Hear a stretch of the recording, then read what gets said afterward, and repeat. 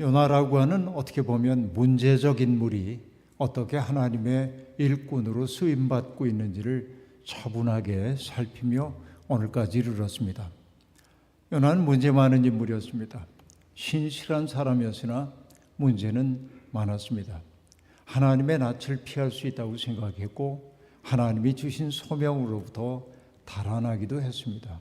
그러나 하나님은 그를 고쳐 쓰시기 위해서 물고기 뱃속에 그를 가두기도 하시고 그런 과정을 거치면서 그는 조금씩 하나님의 일을 수행해야 하는 사람이 되었습니다.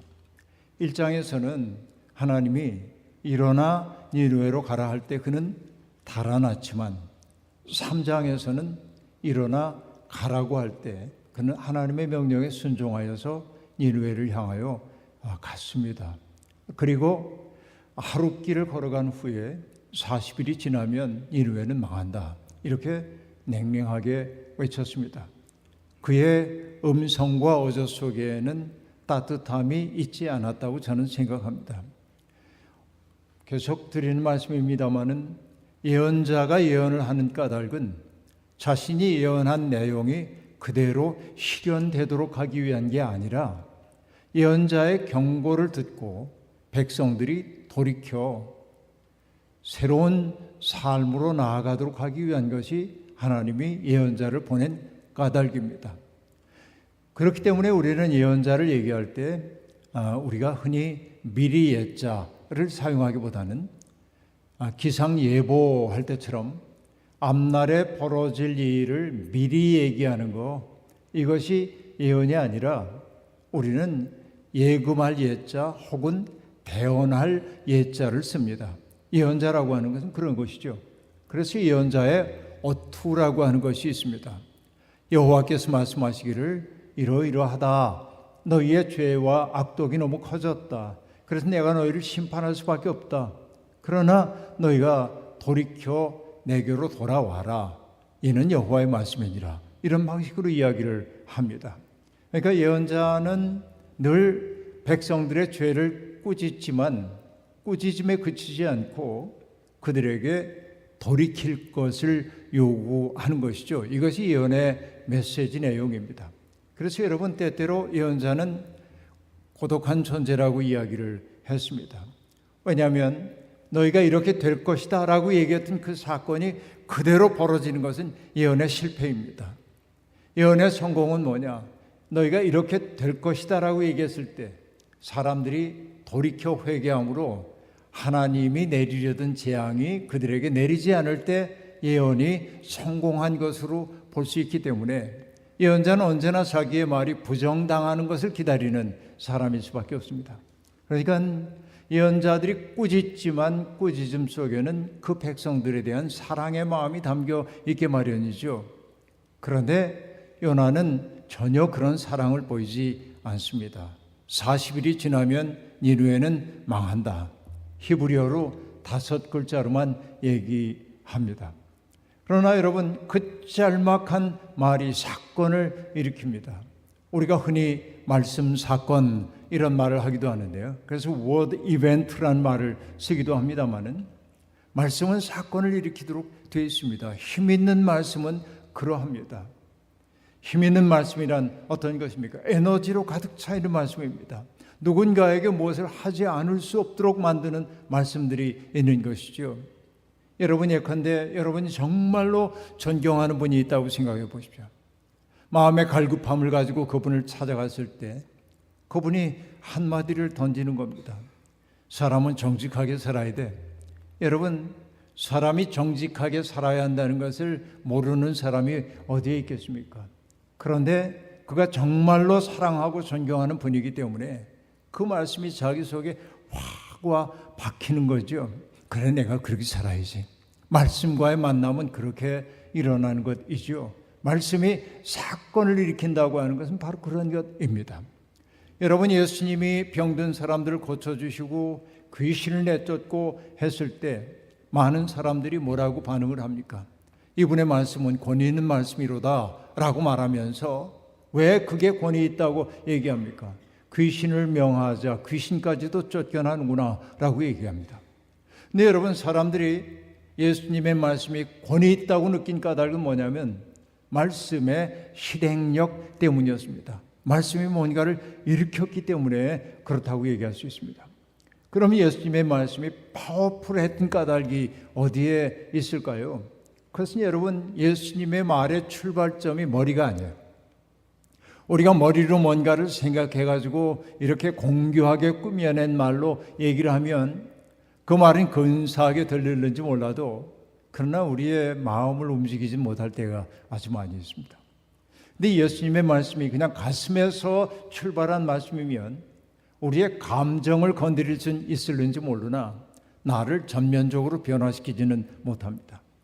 예수님의 말씀은 어디에서 왔냐면 그의 전인격으로부터 발화된 말씀입니다. 그러니까 그의 존재와 그의 말이 조금도 어긋남이 없는 것을 사람들이 느꼈을 때 사람들 감동하는 거예요.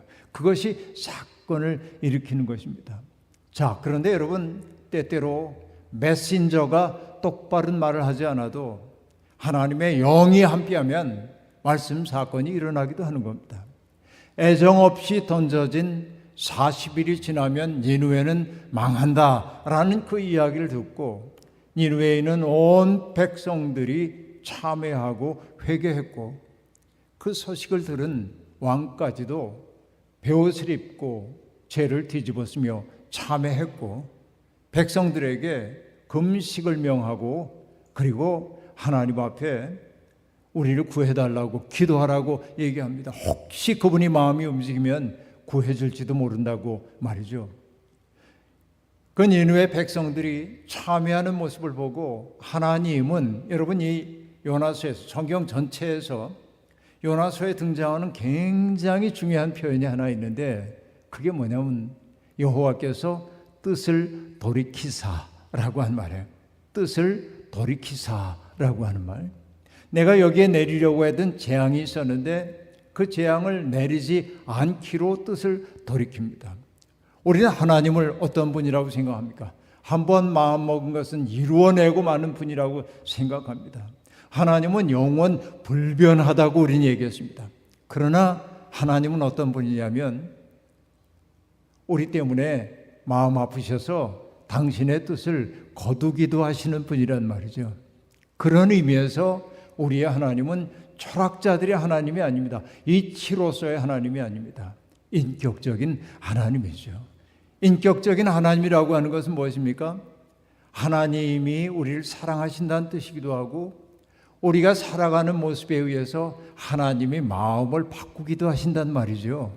그러니까 뜻을 돌이키시는 그 하나님이 우리의 구원자일 수밖에 없는 거죠. 우리를 구원하시는 분임을 그렇게 드러내고 있는 것입니다.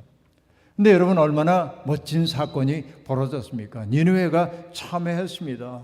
그러면 여러분 하나님의 메신저는 기뻐해야 합니다. 아, 드디어 이렇게 하나님의 뜻이 성취가 됐구나. 그럼 좋은데 4장에 넘어오면서 요나의 태도를 보여주고 있는데 뭐라고 얘기합니까? 요나가 매우 싫어하고 성내며 여기 매우 싫어했다고 하는 것은 요나가 극도의 불쾌감을 느꼈다라고 하는 겁니다. 하나님이 니느웨를 치시도록 했는데 그렇게 선포했는데 그 하나님의 뜻대로 이제 이루어지지 않은 것, 하나님의 애초에 얘기했던 대로 이루어지지 않은 것이 요나의 마음속에 굉장한 불쾌함을 낳게 되었습니다. 여기 우리 당혹감을 느끼지 않을 수 없습니다. 어떤 당혹감이냐면 우리는 요나가 물고기 뱃속에 들어가기 전부터 변화의 길로 가고 있었음을 보았습니다. 자기가 이 모든 시련의 책임자라고 얘기하고 스스로 그 책임을 떠맡으려고 나를 희생하라고 나를 바다에 던지라고 얘기했던 사람, 위기에 처해 있는 공동체를 구하기 위해서 스스로 희생물이 되기를 자처했던 사람이 바로 요나였는데 그리고 물고기 뱃속에서 정말 그 깊은 심연 속에서 하나님 앞에 무릎을 꿇고 새로운 존재로 거듭나는 것 같았는데 그러나 요나는 그런 요소도 있지만은 여전히 옛사람의 옷을 온전히 벗지 못한 채 하나님의 자비로우심이 불쾌하게 여겨지기 시작하는 겁니다. 여러분, 인간이 그러합니다. 인간의 죄성이라고 하는 거, 여러분 젊은 날에는 저는 인간이 죄인이라고 하는 말을 별로 좋아하지 않았습니다. 왜 이렇게 인간이 자기를 비하하나, 인간이 뭐 그렇게 큰 죄인이라고 이런 생각이 있었습니다. 그러나 나이가 어지간히 되고 보니까 점점 느끼는 게 뭐냐면 인간은 스스로를 어떻게 해볼 수 없는 존재다 하는 생각이 드는 거예요. 이게 점점 깊이 드는 생각입니다.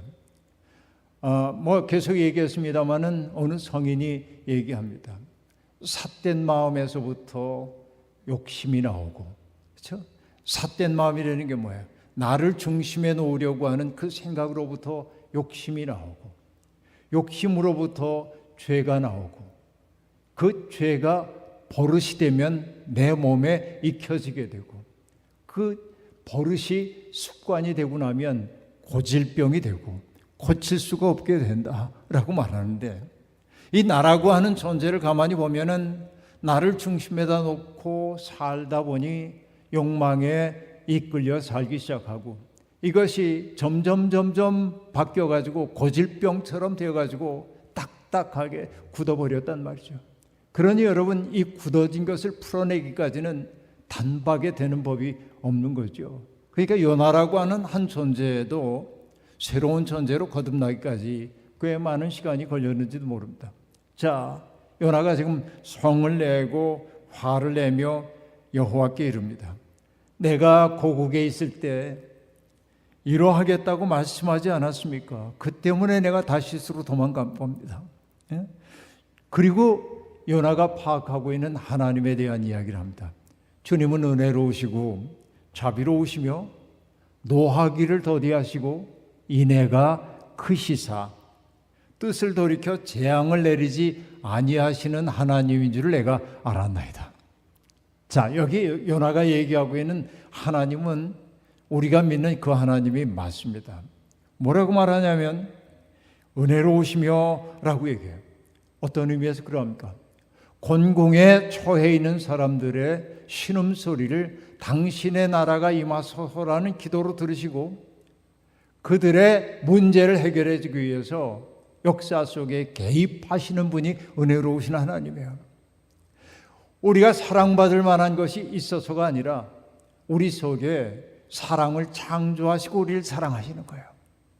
우리가 속썩이는 자식들을 보더라도 얘 때문에 내 마음이 정말 아프다. 그러면서도 그 자식이 고통받는 모습을 보면 부모의 마음이 찢어지는 것처럼 보이고, 그래, 그래도 넌 내 새끼, 그리고 감싸 안는 것처럼 하나님이 은혜로우시다고 하는 것은 바로 그런 겁니다. 어이구 불쌍한 거 하고 감싸 안아주는 거예요. 이게 하나님의 속성이라는 거예요. 그리고 자비로우시며 라고 얘기하는데, 여기에 자비롭다고 하는 단어는 여러분 아시겠습니다만 히브리어로 자궁을 나타내는 단어와 언어의 뿌리가 같습니다. 자기의 태중에 잉태되었던 그 아이를 죽음의 위협을 무릅쓰고 출산한 어머니가 그 자식을 사랑하는 것처럼 여러 아이들이 울음을 터뜨려도 그 아이의 울음 가운데 내 아이의 울음을 본능적으로 알아차리는 어머니의 사랑처럼 하나님의 사랑은 그런 사랑이라는 거죠. 이게 자비로우시며 라고 하는 거예요. 근데 이 자비라고 한 말 속에는 첫날부터 얘기를 했습니다마는, 여러분 나이 드신 분들을 위해 한자로 얘기하면 자는 자애로울 자자고 비는 슬플 비자죠. 어떤 얘기입니까? 사랑은 뭘 내포해요? 슬픔을 포함하는 거예요. 그의 슬픔까지도 내 것으로 삼는 게 자비로움입니다. 그의 고통을 내 것으로 삼는 거예요. 이게 우리가 믿는 하나님이에요. 요나도 그렇게 파악을 하고 있습니다. 그리고 뭐라고 얘기합니까? 노하기를 더디하시며. 그렇죠? 여러분, 하나님이 우리가 살아가는 모습을 보고 사사건건 화를 내신다고 한다면 여기에 멀쩡한 사람이 누가 있겠습니까? 아무도 하나님의 현존 앞에 설 수가 없겠죠. 그러나 하나님은 우리에게 노하기를 더디하시고, 오늘 일부 예배 시간에도 얘기했습니다마는 우리에게 다시 시작할 기회를 주시고, 이게 하나님의 오래 참으심이죠. 내가 못 낳는데도 불구하고 받아들여서 내 마음의 아픔을 내가 안다. 그러나 난 널 신뢰해. 다시 시작할 수 있다고 난 믿어. 이러면서 끝없이 우리를 고쳐주시는 것이 여러분 오래 참으시는 하나님의 은혜이지요. 그리고 하나님은 인애가 크시다고 얘기하고 있는데 그 인애라고 한 말은 헤세드라고 한 말인데 그 말은 당신의 백성과 맺은 언약을 함부로 폐기하지 않는 하나님, 사람은 신실함이 없을지라도 끝끝내 그 언약을 지켜가시는 하나님의 사랑을 인애라고 얘기하고 있는데 요나는 정확하게 파악하고 있어요. 하나님은 은혜로우시고 자비로우시고 그리고 노하기를 더디하시고 그리고 인자가 크신 분이란 말이죠. 그래서 나는 하나님이 뜻을 돌이킬 줄 알고 다시스로 달아나려 했던 겁니다 라고 말합니다. 그럼 여러분 요나가 왜 성을 내고 있는 것일까요? 그런 하나님을 믿는 요나가 성을 내는 까닭이 뭘까요?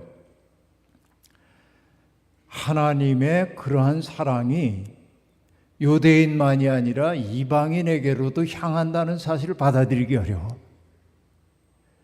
이게 잘못된 선민의식을 가지고 있는 이들이 빠지고 있는 함정입니다. 하나님은 나만을 사랑해 주셔야 하는데 하나님은 내가 보기에 바람직하지 않다고 여기는 저들까지도 사랑하신다는 거예요. 이게 불쾌해요. 하나님은 나만 사랑해 주셨으면 좋겠어. 내 민족만 사랑해 주셨으면 좋겠어. 그런 거죠. 그런데 여러분 예수님도 말씀하셨습니다. 당신을 선한 목자라고 얘기하면서 이전에 온 목자들은 다 도둑이라고 얘기하면서 선한 목자는 양들을 위해 자기 목숨을 바친다고 얘기하고 내가 이 세상에 온 까닭은 양들로 하여금 생명을 얻고 또 얻어 풍부하게 하기 위해 왔다고 말하면서 주님은 또 뭐라고 얘기합니까? 내게는 이 우리에 속하지 아니한 다른 양도 있다 라고 얘기하는 거예요. 그러니까 예수 그리스도는 우리끼리만 행복하자고 하는 사람들의 그 편협한 마음을 넘어서서 너희들이 싫어하는 사람까지도 하나님의 관심의 대상이 되는 거예요. 하나님의 사랑이 그렇게 확장되기를 원한다고 지금 얘기하고 있는 거예요. 근데 지금 여기에 요나가 화내고 성을 내는 까닭이 뭐냐면 그 사랑이 배타적으로 우리에게만 주어지지 않는다는 것 때문에 화를 내고 있는 것임을 볼 수 있습니다. 마치 하나님의 보편적인 사랑이 선민으로서의 특권을 제거하는 것처럼 보이기 때문에 그렇습니다. 그래서 여러분 이 요나는 뭐라고 말하냐면 여호와여 원하건대 이제 내 생명을 거두소서. 내가 저 인간들까지 하나님이 사랑하신다고 얘기하면 차라리 나 죽는 게 낫겠습니다. 여호와께서 그에게 질문합니다. 내가 성내는 것이 옳으냐? 그렇게 말합니다. 그런데 여러분 주의깊게 보시면 요나서 4장 1절부터 4절 사이에 나라고 하는 표현이 9번이 등장합니다. 나. 개역 개정판에서는 5번 나라고 하는 표현을 써요. 히브리어 본문에는 9번이 등장해요. 그러니까 요나는 뭐냐면 하나님의 종이긴 하지만은 자기에게 사로잡힌 사람이에요. 나라고 하는 거. 이게 문제입니다. 내 생명을 거두어 갔소서. 사는 것보다 죽는 것이 나음이니이다. 그리고 요나가 성읍에서 나가서 성읍의 동쪽에 앉아서 초막을 하나 짓고 그 성읍에 무슨 일이 일어나는지 지켜보기 위해 그늘 아래 이렇게 앉아 있습니다. 성읍 밖으로 나갔다고 하는 건 뭐예요? 성읍이 멸망하는 것을 기다리면서 자기는 거기에서 벗어나기 위한 것이지요. 그런데 하나님이 박농쿨 하나를 준비해 가지고 요나를 가리게 해 주십니다. 그러자 그는 머리 위에 그늘이 이렇게 생겨나자 시원해졌습니다. 햇빛조차 없는 곳에, 햇빛이 아니라 그늘이 없는 곳에 있다가 박농쿨이 드리워주는 그늘이 참 좋았습니다. 하나님께서 그렇게 여러분 우리식으로 얘기하면 소가지 부리고 있는 그 요나를 딱하게 여기셔서 그 고통을 면하게 하려고 박농쿨로 이렇게 그늘을 만들게 해주시니까 요나가 박농쿨로 인하여 크게 기뻐하였더니, 여러분 인간이 얼마나 사소해요. 죽고 사는 문제가 걸렸는데 박농쿨 하나 때문에 기뻐하는 거야.